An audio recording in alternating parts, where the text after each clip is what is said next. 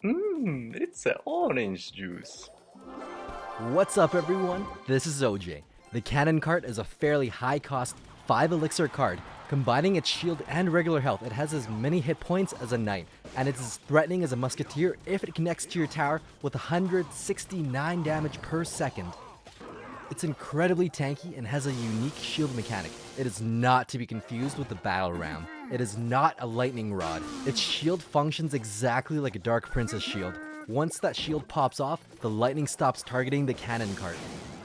Overall, it's very resilient to spells. A fireball isn't enough to take off the shield, but it's still considered a smaller unit, so fireball and bowler will be able to knock it back. While it's rolling, Hog, Balloon, Battle Ram, Golems, and the Giant won't target the cannon cart. But once the wheels pop off, it turns into a building, and that's when those units will start targeting it. In building form, it has a shorter lifetimer compared to other buildings. Untouched, it'll last exactly 20 seconds. Since its first stage does not attract ground troops, it is not a direct substitute for a regular cannon. Turns out the Golems will ignore it since it has wheels. Can you heal a cannon cart? Yes, but only if it's in its first stage and still has its wheels. It's still considered a regular unit in this form. Once those wheels pop off, it's classified as a building and heal spell will not work on it. On the same note, you can clone it while it's rolling, and the clone will have a shield as well, effectively making it the only building in the game that you're able to clone. But once that shield is gone, it is a building and clone will not work on the cannon. Just like a Lava Hound or Night Witch, this is one of the best cards in the game that you can clone, particularly because this is the first card that Tornado can't fully kill a clone card.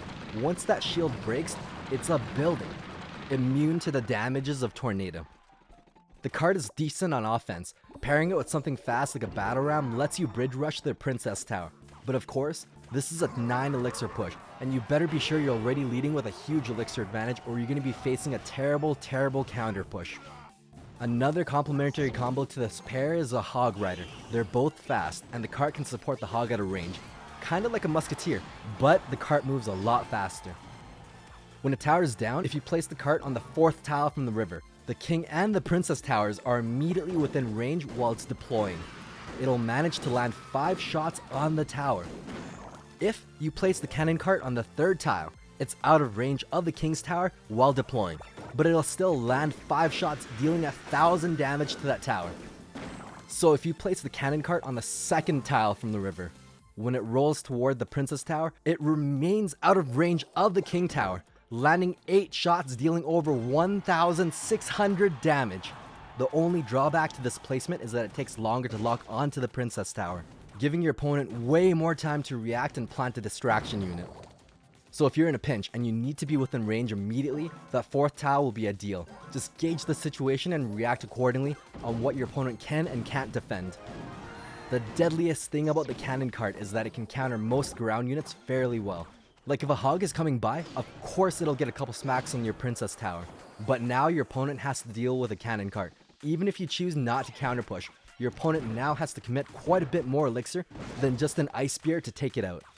It deals over 200 damage per attack. This means it takes out the Ice Spirit in one shot. So unlike a Musketeer, Executioner, or a Baby Dragon, the Ice Spirit does not stop the cannon at all. You're evaporating that 1 elixir by playing an Ice Spirit. Smaller units like Skeletons or Goblins aren't as effective at taking care of it either. It's essentially a ranged knight that can one-shot goblins, so you can't kite it. It may share the same DPS as a Musketeer, but it's got twice the health. Even a goblin gang has trouble countering it, barely stopping it, and usually these guys are pretty effective at taking care of most non-splashing ground units. My point is that your disposable swarm cards aren't going to be as effective against the cart. Just like a musketeer, it can prevent most of the damage from a goblin barrel. They'll only get 2 stabs on your tower. The cannon shoots pretty fast. You generally have to commit at least a 3 elixir knight just to counter this card. With its fast 1.2 second attack speed, it's very good on defense. It can 2-shot archers, princess, dart goblin, or the bomber. It's kinda like a more expensive musketeer that only attacks ground. If you compare the musketeer to guards, she 3-shots each guard, but the cannon cart kills each guard in 2 shots. Guards are a decent counter, but are not super effective, since the card is one of the few troops to be able to one-shot the shields. It can tank a bandit, take it out, and counterattack. Essentially, this is a net of a 2 elixir counter push. It'll still have the shield and land at least 3 shots on your opponent's princess tower if they ignore it. One unique way of countering it is to disarm the shield on your opponent's side. So if it has a sliver of health and you zap it, it'll just decay over there within 20 seconds. This is practical as long as you don't need to push anytime soon. Using that same logic, it is absolutely worth it to rocket a crown tower with a cannon cart, dealing just under 500 damage to the princess tower for essentially 1 elixir. Thing with a battle ram, it can barely stop a battle ram from connecting to your tower, but just barely. The barbs will land some swings.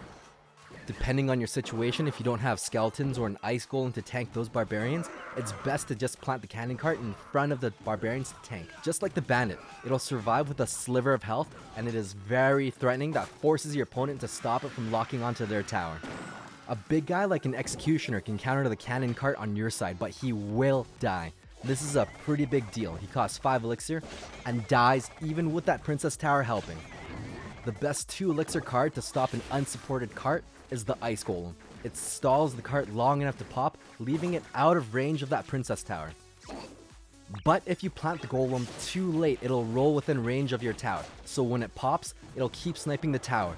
Timing is key. A pretty effective spell at preventing too much damage is using the log. Right before it's about to die, cast the log, and this pushes it out of range right as that shield breaks. It'll be out of range of your tower. If you use the bowler or the log on a battle ram right before it dies, it double dips in damage, hits the ram and the barbarians.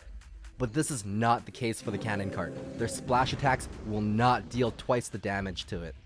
Another effective spell at making sure the cart can't lock onto your tower is a tornado. Pull it right before it pops, and the tower will snipe it ever so gently. One of the things about this card is that you'll need to be sure to have some anti-air to back up this cart. It's like a bowler. They both cost 5 elixir, and they are both defensive ground units, so obviously they're weak to air. The key difference is that the bowler moves and attacks much slower compared to a cannon cart, so even a minion horde can't stop the cannon cart from locking onto your tower, unless you have something like skeletons or ice golem to distract the cart. One of the scary things about this card is that half of its health is in its shield. This means against the mini P.E.K.K.A, it's crazy tanky because of the rounding interactions, so it'll just survive with a bit of health on the mini P.E.K.K.A twice. You can easily counter this card with Skeleton Army. There are just way too many dudes for it to shoot fast enough. Therefore, a pretty good card to pack with the cannon cart is a poison spell. The cannon cart does not outrange any buildings, but because of its high damage and health, just like a bowler, it's quite effective at countering siege decks with Expo or Mortar. Against an Inferno Tower or Dragon, the Inferno will keep burning, just like any other shield unit. It's not safe from that fire laser thingy. Alright, so I'm going to show you guys a replay of me versus my clanmate. It's basically the P.E.K.K.A deck with Night Witch, Electro Wizard, Battle Ram, and Baby Dragon with Elixir Pump. But instead of the P.E.K.K.A, I use the Cannon Cart instead just because it offers kind of a DPS. It's kind of like a tank as well.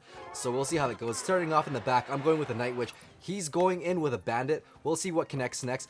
It might be a good opportunity. He poisoned up, so I will be using the pump right now. Waiting till 10 Elixir. There's the pump. The Night Witch is going to take care of that Bandit, but I got a little scared, so I did use the Battle Ram to tank it. It was a bit of a costly trade for me, but at least I do have the pump. Right now, I just need to focus on defending. The Mega Minion takes care of the Battle Ram and everything, so I only have the Baby Dragon and possibly the Fireball to take care of that Mega Minion. It does take care of the Mega Minion, but now I need to worry about that Inferno Dragon. I could zap it, but it would be more value for me to use the Electro Wizard instead. There it is, Electro Wizard spawn zap, takes care of everything. That giant did do a lot of damage to my tower, but that's okay. I do have an Elixir Pump. It's not double Elixir yet. We'll see how that goes. He logged my Electro Wizard, but it did deal 1 hit on the tower. I haven't used the cannon cart yet. Let's see if I can make that useful. I pumped up again. 2 Elixir pumps, 45 seconds, double Elixir time. The Night Witch is in the back. Looks like I'm going to be selecting the cannon cart to defend against Night Witch. It's 5 Elixir for 4, so this might not be too good of a trade. He poisons my tower, takes on my pump, and I do use the Baby Dragon just so it takes care of the bat. And the cannon cart does live with a sliver of health, but not for long because that Mega Minion takes care of it. But it's serving as a really good tank. tanking 3 shots for my Baby Dragon. We still haven't seen too much action from the cannon cart yet. Baby Dragon locks onto that Night Witch, and I didn't need to Fireball. That was a very, very bad trade. The Baby Dragon did take care of the Night Witch, so not too bad. I will be pumping up again. Double elixir times coming in very soon. I'm going to put in a Night Witch in the very back after this, or depending on what my opponent does. He poisons my pump, but that's okay because it won't take it out completely, so I'll still have 2 pumps on the map with full elixir. Night Witch going in with the battle, or with the cannon cart supported behind her. Baby Dragon to splash against everything. And then I have the battle ram to tank everything. Fireball is so much value. Takes the Mega Minion, the Bandit, and the Giant. Everything gets crushed. That cannon cart's dealing so much damage. It's going through everything, ignoring the bats, but he does place a Giant to tank everything. And the Mega Minion is not being taken care of everything, so I planned an Electro Wizard. Takes the Mega Minion and the Giant. 2 cannon carts on the map right now. 1 cannon cart does connect, gets the Bandit, then connects to the tower. So much damage. All that damage takes out the tower completely. The cannon cart just has so much damage with the Night Witch. And there you go, that is the value of the cannon cart. Hope you guys enjoyed this video. Thanks for watching. Stay tuned for more quality OJ.